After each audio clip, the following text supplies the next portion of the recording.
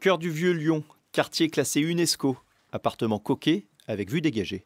La Saône, dans le Vieux-Lyon, c'est plutôt difficile de la voir, normalement. Thierry n'a aucun problème pour louer cette chambre, 70 € la nuit en moyenne. Pour lui, la nouvelle réglementation n'a pas d'impact immédiat.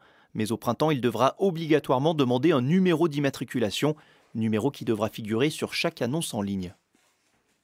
Pour moi, ça ne va rien changer, mais je pense que pour beaucoup de gens, ça va leur faire peur.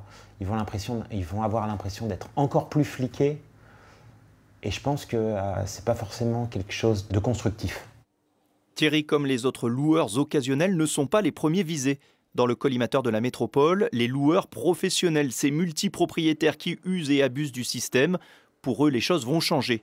Dès demain, il faudra avoir demandé le changement d'usage si le logement est loué plus de 120 jours par an. Deux cas de figure alors. S'il fait moins de 60 mètres carrés, la ville de Lyon autorise à le louer comme meublé de tourisme pendant 9 ans.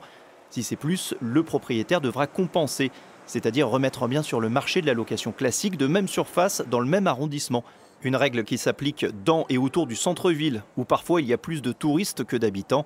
À Lyon, l'an dernier encore, 9000 m² sont passés du résidentiel au meublé de tourisme. La mesure semble efficace, 157 demandes de régularisation ont déjà été déposées. Nous n'avons pu régulariser que 78 d'entre eux.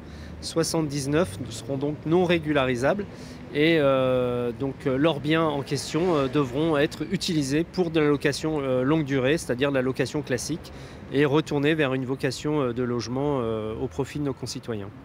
Redonner des biens à louer aux Lyonnais, mais aussi réguler le marché, alors que la location courte durée ne cesse de gagner du terrain face à l'offre hôtelière.